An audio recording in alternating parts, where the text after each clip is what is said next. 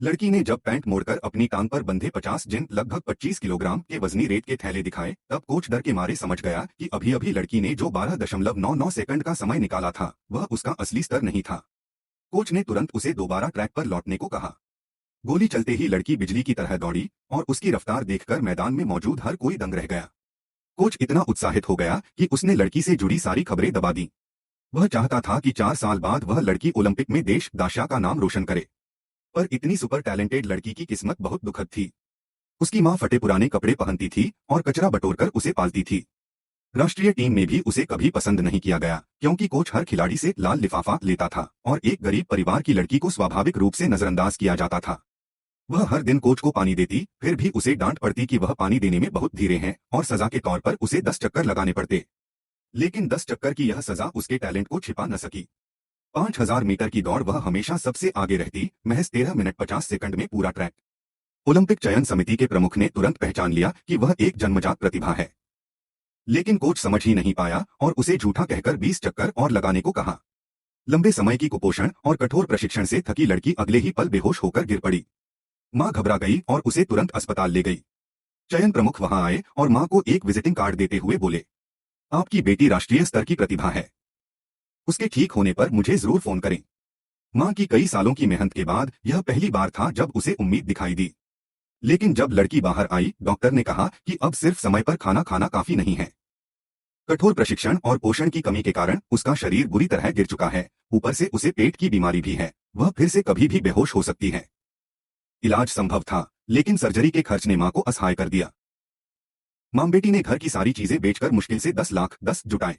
तभी लड़की के दूसरे चाचा आ धमके। उन्होंने कहा कि उनका बेटा ओलंपिक चयन में गया है, इसलिए लड़की की मां शुभकामना के लिए 10 लाख दे। उन्होंने पैसे छीन लिए और मां को गाली देने लगे। मां ने बहुत विनती की, लेकिन चाचा ने उसे लात मार दी। मजबूरी में मां खून बेचने चली गई ताकि बेटी का इलाज हो सके। उधर गांव वालों को लड़की के घर की समस्या पता चली। सबने आगे बढ़कर 300-300, 500-500 देकर मदद की और एक बार फिर उन्होंने 10 लाख जुटा दिए। मां लड़की को लेकर सबके सामने घुटनों पर गिर गई। सुनना, इन सबकी मदद की वजह से ही तुम इलाज करा सकोगी, ओलंपिक जा सकोगी। तुम्हारी जिंदगी इन्हीं की बदौलत है, कभी मत भूलना। लड़की ने कहा, मैं वादा करती हूँ, मैं ओलंपिक में खड़ी होकर पूरे गांव का नाम रोशन करूंगी। अगले दिन मां उसे बस तक छोड़ने गई। लेकिन रास्ते में फिर चाचा और उनके घरवाले आ गए। उन्होंने कहा कि गांव वालों की दी हुई 10 लाख की रकम असल में झूठ है। लड़की को ओलंपिक में जाने का हक नहीं है और वे पैसे वापस चाहिए। असल में वे लड़की को पड़ोसी गांव के बूढ़े कुंवारी से शादी करवाकर 30 लाख का दहेज हड़पना चाहते थे। वे पैसे छीनने लगे। मां ने अकेले उनसे लड़ते हुए लड़की को कहा, भाग, पैसे लेकर भाग। लड़की दौड़ पड़ी। एक लड़का पीछे दौड़ा, लेकिन लड़की की तेजी देखकर वह पीछे रह गया। भागते भागते लड़की ने देखा कि उसके बैग में 2 बंडल पैसे हैं, एक गांव वालों के और दूसरा, ये मैंने तेरी इंटरव्यू के लिए तैयार किया था। जा बेटा, 4 साल बाद जीत कर लौटना, मैं तेरा इंतजार करूंगी। लड़की अंततः ओलंपिक ट्रायल में पहुंची।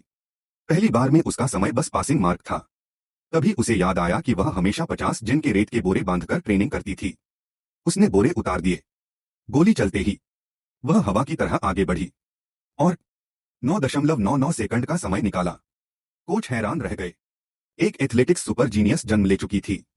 4 साल बाद वह पेरिस ओलंपिक में पहुंची। अपनी विस्फोटक शक्ति और सहन शक्ति के दम पर उसने एक ही ओलंपिक में 10 ट्रैक एंड फील्ड गोल्ड जीते। दुनिया हिल गई। संपूर्ण स्टेडियम पागल हो गया। वू शेंगनान 10वां चैंपियन। वह एथलेटिक्स की असली रानी है। कोच बोला, तुमने राष्ट्रीय टीम को अकेले 10 स्वर्ण दिलाए, बहुत शानदार।